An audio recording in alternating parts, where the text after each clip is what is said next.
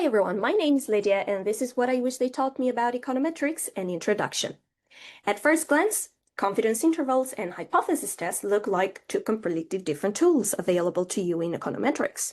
One of them is giving you a range, while the other is answering a yes or no question. But in this video, we'll show you that they are actually two ways of expressing the same idea. For that, let's start with hypothesis testing, for which we had a little mini arc series in this playlist.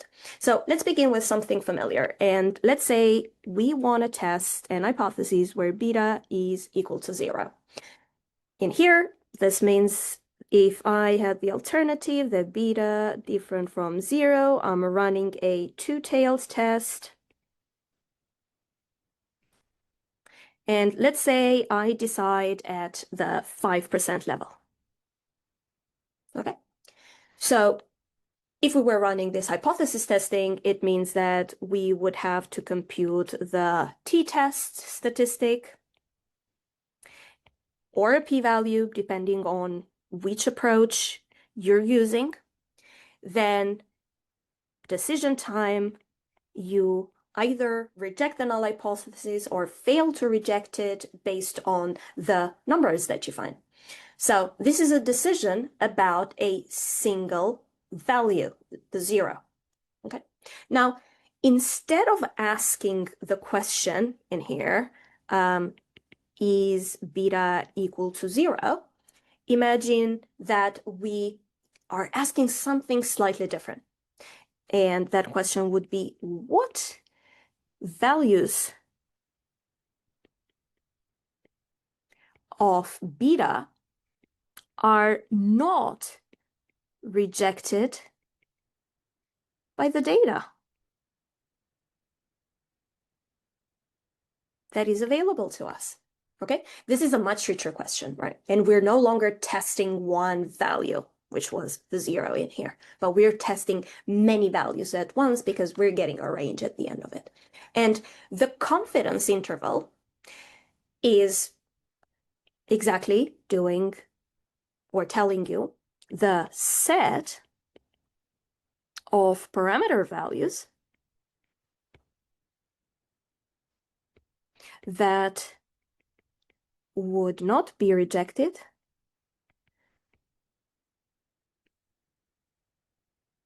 by a hypothesis testing at a given significance level.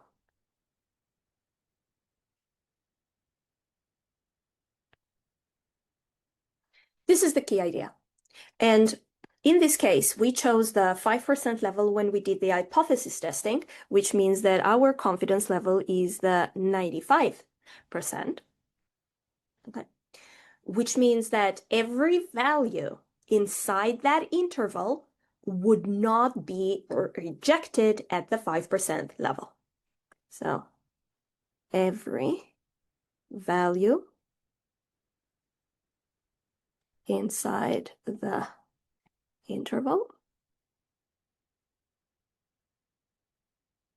would not be rejected at the 5% level. Okay? Which means that every value outside would be rejected.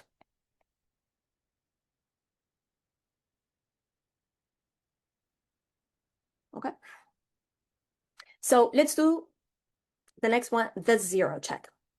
The 0 check is a simple rule. If 0 is inside the confidence interval, then your answer should be that we fail to reject the null hypothesis that beta is equal to 0 at the 5%, because again, here, let me add 95% confidence interval. And if 0 lies outside that interval, it means that we would reject the null hypothesis. So We're not doing any new calculations. We're just looking at it from a different perspective. Now, why does this equivalence hold? And the intuition behind it is that both methods are actually using the same ingredients, if you think about it. So both methods, in terms of information, they are using the estimate. They are using the standard error, and they're also using a critical value from a distribution. The hypothesis test checks, is 0 far from this estimate, okay? Instead, the confidence interval is which values are not too far from the same estimate. So same geometry, just like different direction or different perspective lens you're looking at it from.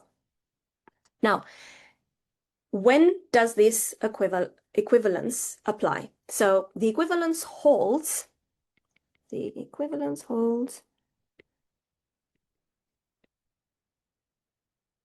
for two-tailed tests. Okay, and this is important. Using the same significance level and confidence level, okay? So for one-sided tests, the relationship is slightly different, but we'll come back to that later. Just keep this in mind. Most of the stuff you'll see in books or what is produced by softwares, they are adhering to this equivalence, and everything, like any confidence interval that you're seeing in there is being computed based on a two-tailed test, okay? This is also going to keep things a little bit more simple and precise without overloading you with further information. But overall, I hope that the key takeaway from this video is that now you know that a confidence interval is the collection of parameter values that would not be rejected by a hypothesis test at the same level. And that whether you're doing hypothesis testing or confidence interval, depending on the question that you're trying to answer, you can think of them as two sides of the same coin that are helping you get to the same answer. In the next video, we'll actually build a confidence interval step by step and see exactly how the estimate, standard errors, and critical value all come together. And until then, stay tuned, and I'll see you in the next video.